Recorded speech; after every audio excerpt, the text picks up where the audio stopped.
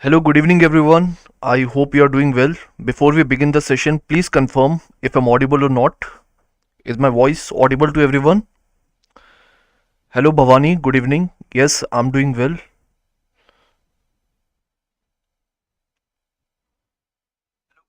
Okay, so it's audible.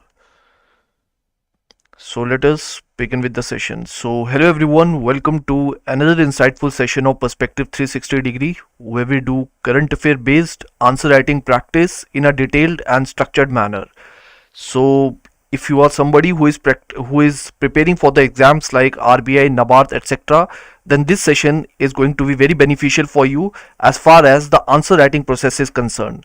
Now today's topic is about report on trend and progress of banking in India, and this is an important topic. I will give you multiple reasons for that, but I know that you have already covered this topic, this report, in other sessions also given by EduTap, but this session is very specifically for the answer writing. So in this session we are going to talk about the key highlights that are there as a part of the report, and in the subsequent sessions I will keep on bringing new questions also that are important as far as this report is concerned.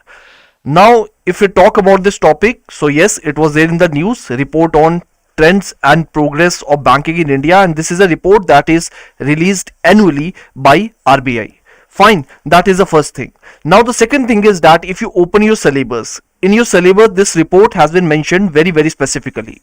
Report on trend and progress of banking in India. So that is another reason why this report is very important, and that is why we are discussing it. And if you see the PYQs also, in the PYQs you can easily witness that multiple questions have been framed directly from these reports that are precisely mentioned as a part of a syllabus. So if you see the World Development report on currency and finance, last year also an indirect question was asked from it. Then the World Economic Outlook, if you see the PYQs, you can find multiple questions from these reports, and this report on trend and progress of banking in India is also a part of it, and that is the reason why we are discussing it, and I hope the agenda is pretty much clear to all of you. Now, if you are new to this Perspective 360 degree initiative, let me tell you that here firstly we are going to give you an expected question as a part of a certain topic. Then we are going to discuss this expected question as a part of this session. And then what you have to do once we are done with this session, you have to write the answer of this question in the comment box. That will be evaluated by our team within 48 hours. So our team will evaluate your answer in the comment section, and this whole initiative is free of cost. So please try to utilize the benefit of this whole initiative for your answer writing skills. Fine. So this is our expected question for today. The question is very much straightforward, that what are the key highlights of the report on trends and progress of banking in India 2023 to 24 regarding the performance of the Indian banking sector. So this is something that has been very specifically asked as a part of this report. So in a step-by-step manner we are going to understand that how we can write the answer to this question. But before doing that, let us first briefly discuss the answer blueprint that I want you to follow while writing your answers in the comment box and also in the examination. So basically you have to divide your answer into three parts. The first one is introduction, then the body, and the conclusion. And the introduction should be around 10 to 12% of the total word limit, and the same rule applies to the conclusion also. And the rest of the word limit has to be dedicated to the body part, where you will write your body in the form of different headings and subheadings. Under the subheadings you are going to write your relevant points, which you will try to substantiate using the relevant data, facts or examples wherever applicable. Fine. So this is the approach that I want you to follow. This is a structuring I want you to follow while writing your answers, and I hope it is pretty much clear to all of you. Now let us move on to the first part of our answer, which is basically the introduction. And since this question is about report only, so and the question is also asking about key highlights regarding this report, so we can write pretty much, I would say, straightforward type of introduction. If you want, you can add some sort of data also. I have not added data because I wanted to keep it write it in a simple manner, because in the body we have used a lot of data. So let's see how we can write the introduction to this question. So the report on trend and progress of banking in India 2023 to 24 released by RBI provides a comprehensive analysis of the performance of the Indian banking sector. Then it highlights key trends, achievements and challenges, showcasing the sector's resilience and adaptation amidst evolving economic dynamics. So what we are doing basically, first we are saying that it is released by RBI, and what does it highlight? It highlights different kind of things with respect to our evolving economic dynamics. Fine. So this is something that you can write. I would encourage you to write your own version of introduction in your own words so that you are able to learn in a better manner. And as I said, that if you want, you can add some kind of data also. That's your choice. Fine. Because we are going to discuss a lot of data in the body part, that is why I have not added in the introduction. Now let us move on to the body part, which is basically the key highlights that are there with respect to this report.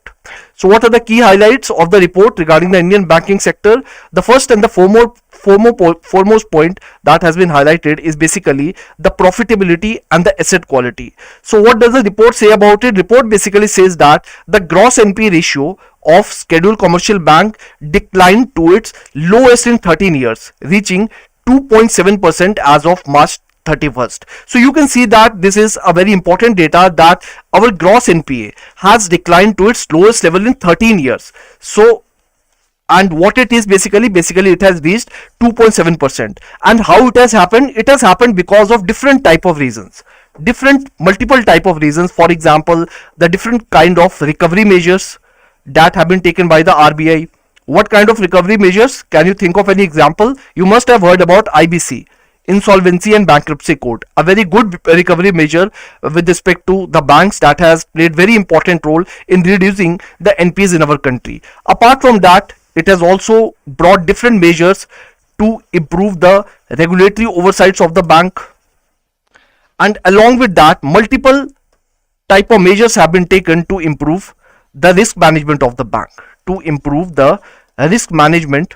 of the bank. Different type of measures have been taken. For example, we will discuss it very soon that RBI has also adopted the technologies like AI, machine learning in order to improve the risk management of the banks. So this is just an example. I'm just giving you few reasons that how our gross NPA has been able to get reduced to the lowest level in 13 years, and it has reached 2.7% as of March 31st, 2024, as highlighted in the report. Fine. So I hope this point is pretty much clear to you.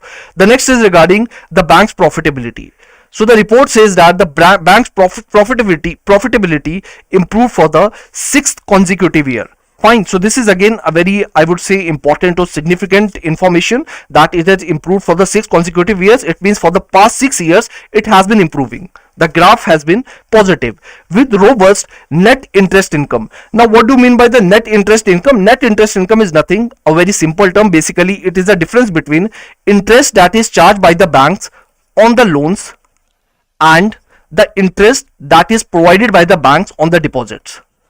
So for the banks to stay profitable, which interest rate should be higher? Of course, the interest that is charged on the loan should be higher in order for the banks to stay profitable. And since this net interest income has been improved, and that is the reason that bank's profitability has also been improved. Fine. There's another reason that is attached to it apart from the net interest income, which is basically the provision coverage ratio. Now what do you mean by provision coverage ratio?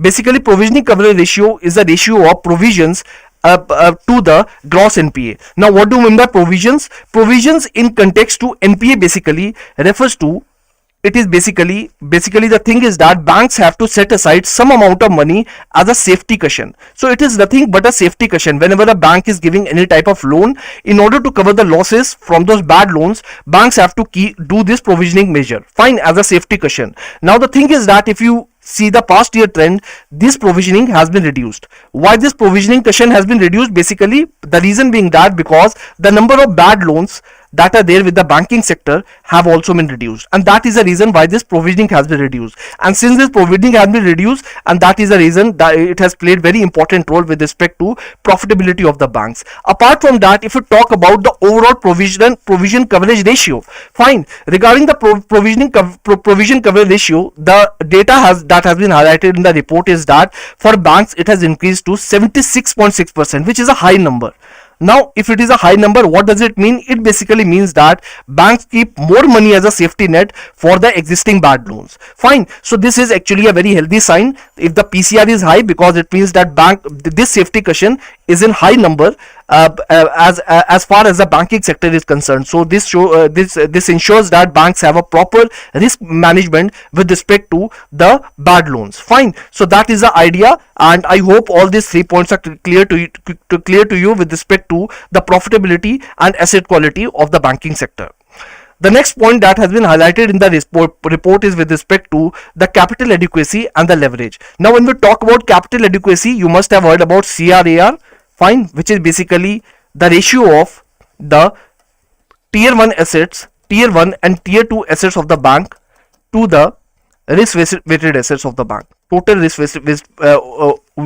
weighted assets of the bank. Now I cannot explain everything over here. What is CRR? This is very much basic, so I expect you to know that. If you do not know, please watch any kind of short video, you will be able to understand what CRAR is. But what does the report says about CRAR?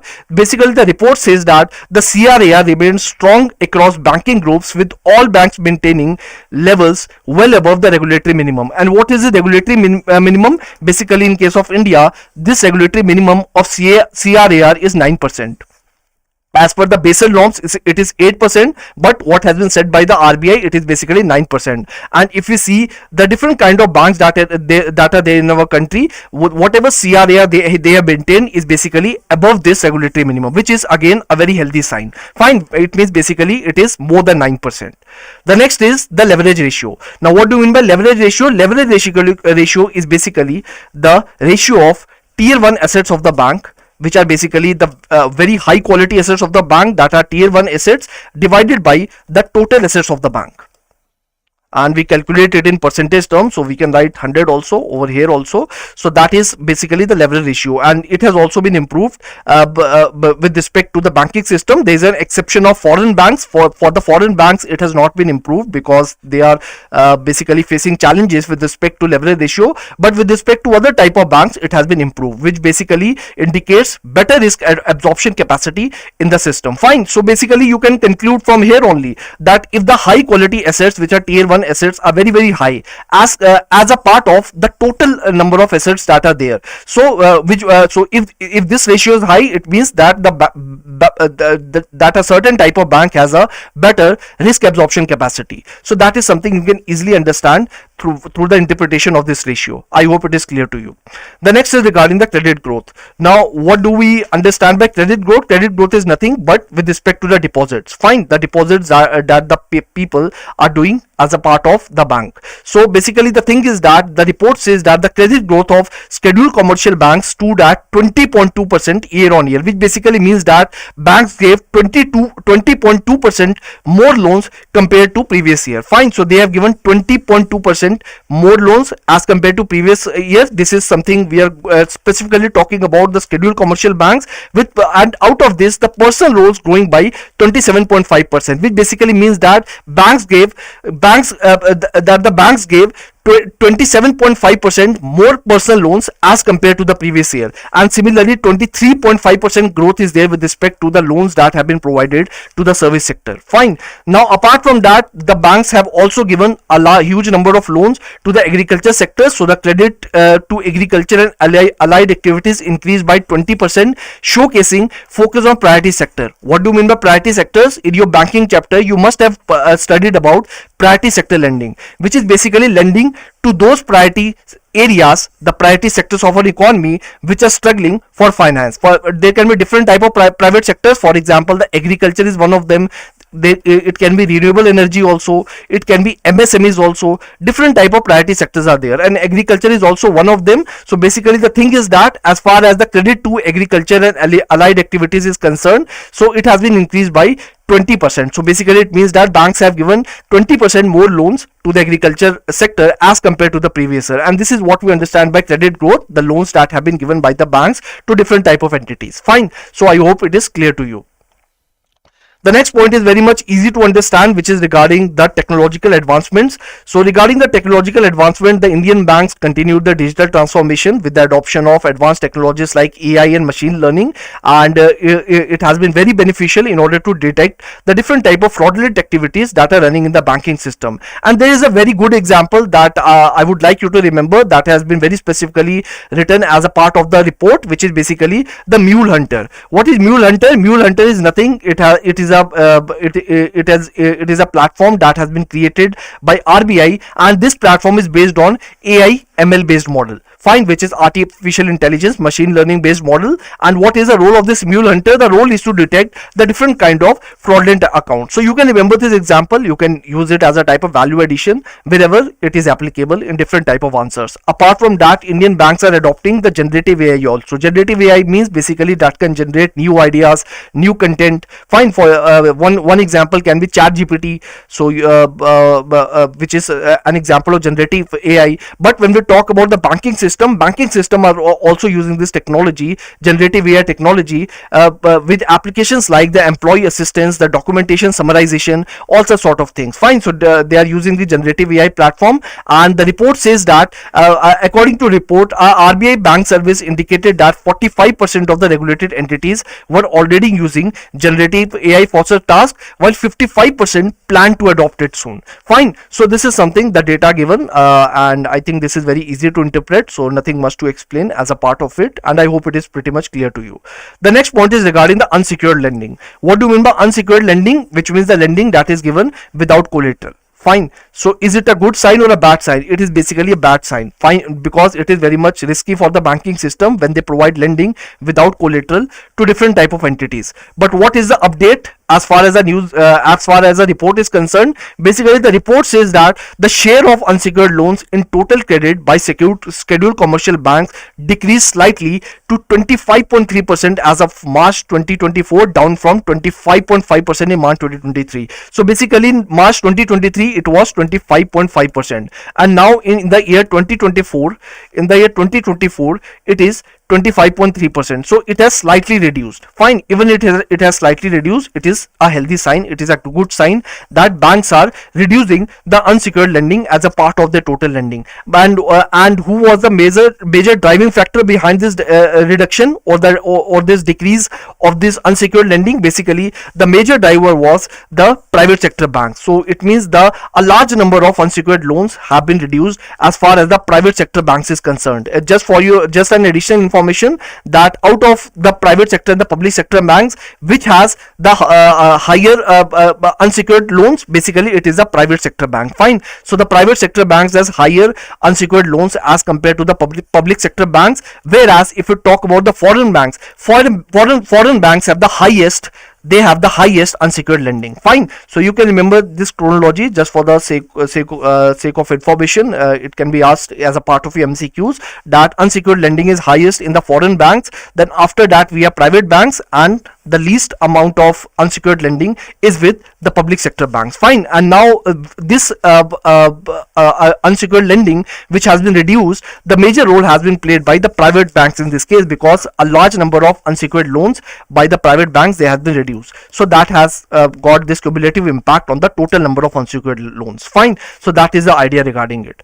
The next point is regarding the payment banks and the small finance bank. I hope you know about payments banks and small finance bank, which are the type of differentiated banks. So basically the thing is that a very important or significant information is highlighted in the report, and the report says that the payment banks turned profitable for the first time since inception. So it means since the time the payment banks have been formed, fine. So the first payment bank that was formed in our country was Airtel Payment Bank, fine. So since the time it has been formed, it is the first time that they have turned profitable. And what is the major reason behind it? The major or the most important reason behind it is basically the increase in the non-interest income. Now what is interest income? Interest income is something that when banks give the loan, in return whatever lending they have given, in return whatever interest they charge from that certain entity, that is something the interest based income. And since we all know that payment banks do not provide loans, they just provide deposits up to a limit of rupees 2 lakh. So how they are earning? A major significant role has been played by this strong non-interest income. So basically non-interest income basically means money that banks earn other than interest loans, fine. money that banks earn other than interest loans. So what can be the example of that? Different kind of examples can be there. For example, the fees and the charges that are charged by the bank.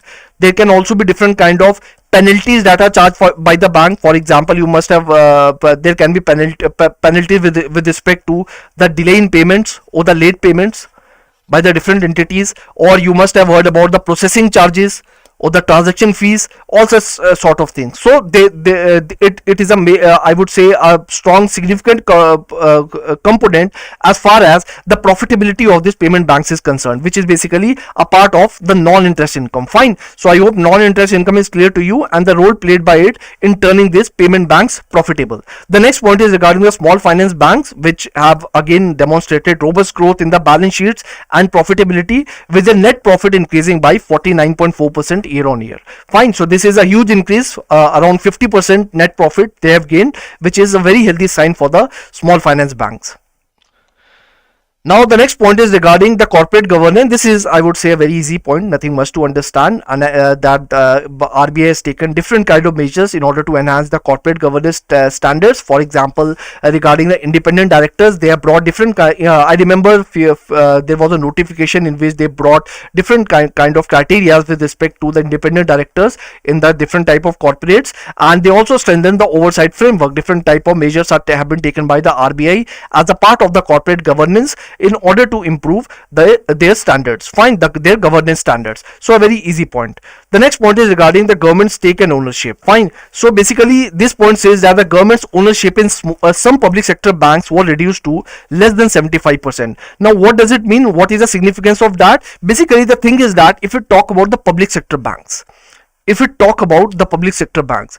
the owner of public sector banks? Basically they are owned by the government. We all know that. So basically the thing is that earlier government owned more than 75% in many public sector banks. That was something which basically means that these private public sector banks, the majority of the control was with the government. Now do you think that if there is a certain kind of entity that is controlling the major stakeholder, that is a major stakeholder in a certain type of company or in a certain type of bank, do you think there will be a good amount of transparency or a good amount of accountability? The answer is exactly no. Fine. And that is the reason a lot of frauds have taken place in different kind of public sector banks. So basically the government had the ownership of the different type of banks, and this ownership was more than 75% in many public sector banks.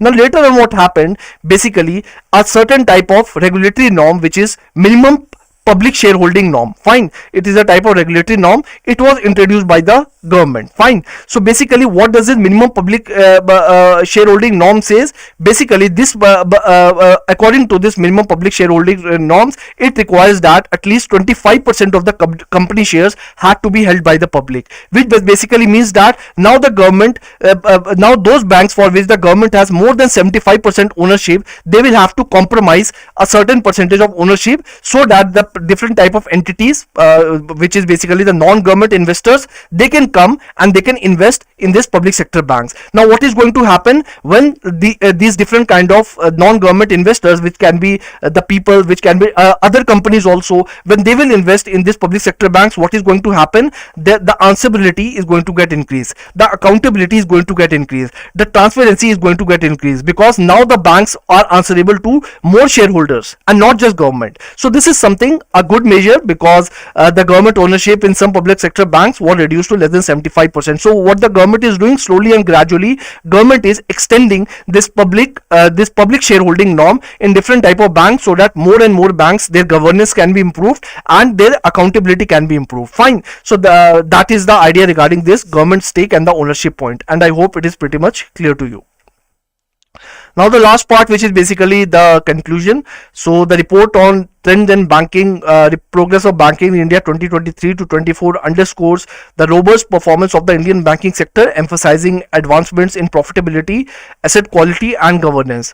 To sustain this growth, the focus should be what? So this is our way forward. Firstly, we have just rephrased the thesis. So this is the significance of this report on trends in banking, and after that a small way forward can be added that will make your conclusion look more futuristic. So to sustain this growth, the focus should be on enhancing the digital infrastructure, expanding the financial inclusion, and address risks like cybersecurity and climate finance, ensuring the sector remains a pillar of India's economic stability. So this is something that you can write, but I would always encourage you to write your own version of conclusion. Please do not copy paste your answer when you are writing your answer in the comment box. So do not copy paste it. What you can do, the right way is just go through the PPT, read the slides carefully, try to memorize the point, take around 10 to 15 minutes, and then take your time to type the answer, fine, on your own. In case you forget any point, then you can revisit the slide, but do not try to write it, I would say, just by copy pasting it. Try to write it in your own words. This is the only way through which you can improve your recalling power and of course your answer writing skills. Fine. So write it actively and not passively. Fine. So that is the key idea that I can share with you, and I hope it is clear to everyone. And this is the question, the answer of which you have to write in the comment box. And again, do write it in your own words. Do not copy paste it. Fine. You do not have to write any kind of perfect language, any kind of Lowry language. You just have to write plain and simple English based on your own understanding. Fine. So keep it simple and short. And I hope it is clear to everyone. And these are EduTap blogs that you can go through. It provides different kind of informative information regarding the different range of competitive exams. So you can go through it. It is going to be very helpful for your preparation. And thank you so much and all the best. And I hope your preparation is going well. Now let me just go through the chat box. Sir, is the class continue from here onwards? Yes. Actually, my health was not fine. I was not feeling well, so that's why we discontinued the classes temporarily. But now, from now onwards, they are going to continue on a daily basis. Not on a daily, but on Monday, Wednesday and Friday. On every Monday, Wednesday and Friday, the classes will be there. Fine. And I expect a lot of answers from you guys, because I want your participation. I want you to write more and more answers, because this is the right time of writing answers. This is January. After this, what will happen, once the notification will be announced for RBI or NABARD, whatever exam you are preparing for, then you will have to shift to phase 1 preparation. Fine. You will have to shift on phase 1 preparation. 80% of the preparation will be for phase 1 only, and you will get very less time for answer writing practice and also sort of things. And once your phase 1 is done, you will get just 30 days for the phase 2. So instead of putting your efforts in revision and all these things, then at that time you will have to put your efforts in answer writing. So this is a perfect time of answer writing practice, where for even if you are doing it for 2 to 3 months, and then you will be able to get a good hand over answer writing skills. Fine. So that is it from my side. Thank you so much and all the best. Yes, happy, your answers will be evaluated. It will be evaluated by our team in the comment box. So do write your answers in the comment box. So bye and have a great day. The PDF of this session will be shared on our Telegram channel. So do join our Telegram channel also, because we will be sharing the PDF over there. Fine. So that is it, and